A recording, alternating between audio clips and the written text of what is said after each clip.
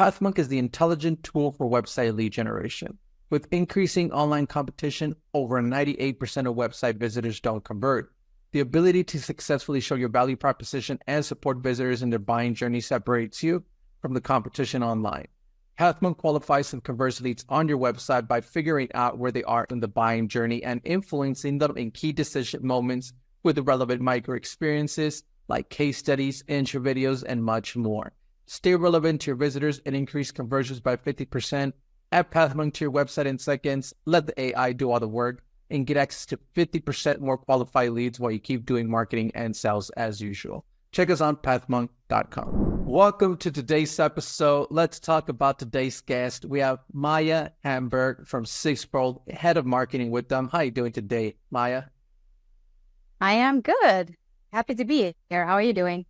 I'm doing great. Thank you so much for asking. And I'm sure, Maja, our listeners are tuning in and wondering what SixFold is all about. So in your own words, tell us a little bit more. Yeah, sure. So SixFold is the first genAI for insurance underwriters. So basically, all we do every day is trying to bring efficiency to the underwriting process. So I don't know how much you know about underwriting, but it's a pretty complex process and involves a lot of manual work at the moment. And all we want to do is kind of take away those like heavy duty tasks, which can also be, considered as pretty boring for underwriters so that they can focus on making smarter risk decisions. Definitely important. Okay. And so then that way our listeners then could get a good understanding there of SixFold. What would you say is that key problem that you guys are solving them for clients? We are basically, bringing efficiency to a process that is currently very data heavy. So, underwriters, imagine you getting like hundreds of pages of information about a business and you have to define if this is a good risk for me or not. That can take days, weeks, depending on the case. And we basically want to just take all the data, summarize it for the underwriters and tell them like, hey, this is a good risk for you. And these are some key areas to look at so you can define, how much you should charge for that risk, basically. Okay, great. And so is there a certain vertical? Is there an ideal ICP that SixFold likes to focus on, Mine? Yeah, definitely. So we are basically working primarily with insurance carriers, MGAs, and reinsurance companies. So, usually the decision makers there for us is head of innovation, is chief underwriting officer. It's actually pretty interesting because it's quite diverse depending on how big the companies are. But it's usually, in the innovation team or the actually like underwriting team that makes the decision of if they want to implement our solution or not. Okay, great to hear that. And so then how would somebody then usually find out about SixFold? Is there a top line acquisition channel for you guys? Yeah, I mean, Google is an obvious one. We actually just recently launched a lot of new web pages, which, we are currently now seeing the results and it's generating a lot of new leads for us. So I think Google is one of our top ones. And then, other ones that are interesting is conferences for us. Like, we are a B2B solution, usually pretty longer sales cycle. So to get in front of prospects in like in-person meetings at conferences, that's also proven being a very important, channel for us. And then lastly, actually LinkedIn, because two of our founders have extensive, industry experience. So for us, it's been very important to kind of grow their presence on LinkedIn and kind of showcase their experience and, expertise there. Yeah, well, okay, great to hear that. And so that way our listeners then who are tuned in, Maja, could go ahead and visit you guys. They could always check you guys out at sixfold.ai. What role does the website play for client acquisition? Obviously it plays a huge role in, I think, basically any company. And for us, I think it's usually, where, they find us on Google, obviously they go to our LinkedIn and they try to figure out what we do, if we are the right AI solution for them. So for us, like, building out our website has been a very important part, obviously, because as I mentioned in the beginning, we have a few different target audiences within insurance. So we kind of have to, make sure our website speaks the language to all of them, basically. Definitely important. Okay. And on that note, then, Maja, is there any tools or tips or methods that you would recommend to our listeners as far as some website lead generation?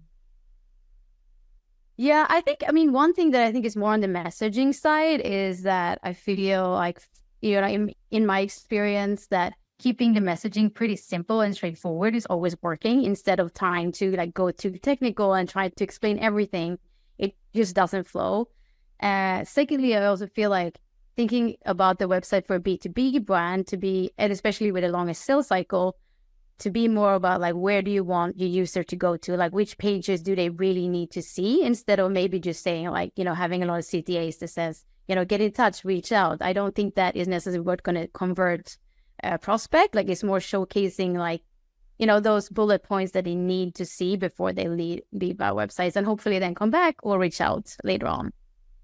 Yeah, great to hear that. And well, then let's switch gears a little bit and let's talk about you as a leader. What are some key tasks you like to focus on your day-to-day work?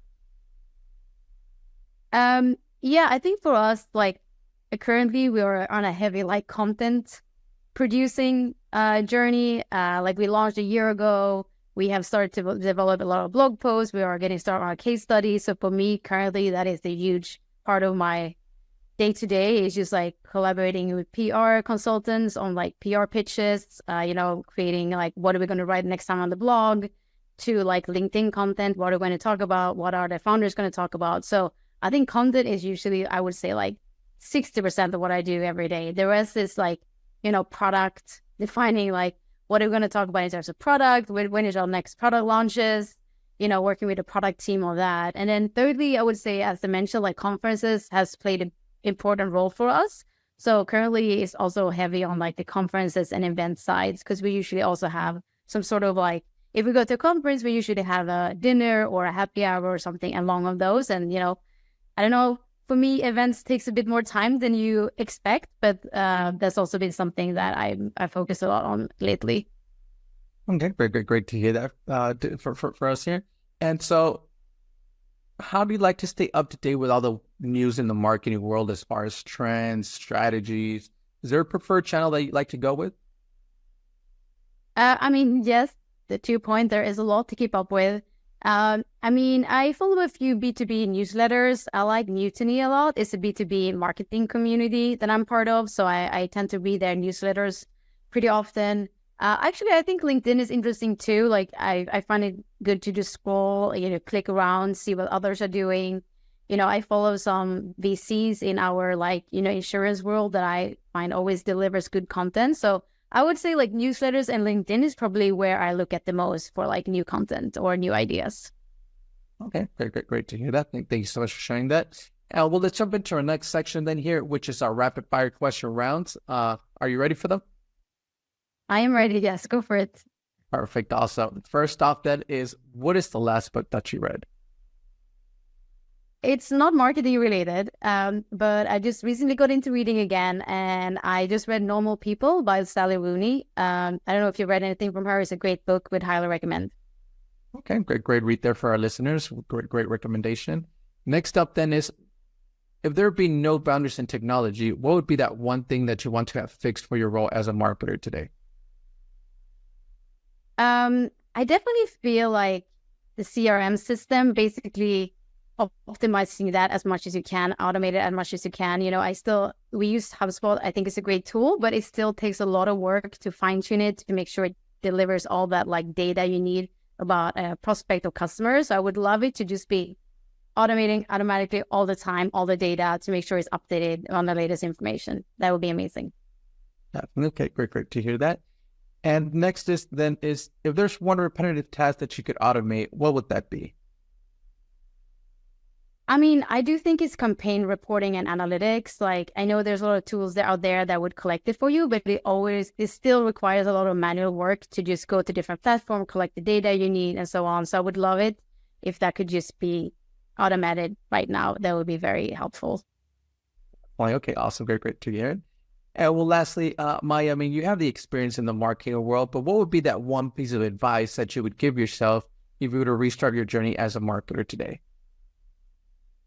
A good one. I would probably say, like, don't try to do everything great. Just focus on two things. Like, if that is like being an expert at email and LinkedIn posts, that's great. Like, go for that instead of just trying to do everything. Every new tool that comes out, every new channel that you should be part of. I feel like in the beginning of my marketing career, I thought I had to be part of everything and try everything and do everything for a company. And I think like what I find work best is to really just focus on two things and do them extremely well. And then, you can iterate and update those. And usually that leads to great results. Okay. All right. Love that. Thank you so much for that insight for our listeners. And well, we are coming to the end of our show here today, Maja. But before we do end, I do want to give you the last word. Say someone forgets everything about the interview today. What is that one thing they should remember about SixFold? I think they should remember that we are basically doing something completely new in the insurance underwriting industry. We are bringing, purpose-built AI to insurance underwriting. So we're not just any AI tool out there that you add on. We actually built like 10 customized models that are excelling at underwriting tasks. And I think that's pretty unique and something, is something I'm very hard to be proud of. Awesome. Some great notes there. And well, to our listeners, I want to thank you so much for tuning in. And also you can visit them at SixFold.ai. Maja, thank you so much for being on with us today. And well, I'm looking forward to our next episode here at Pathmonk Presents.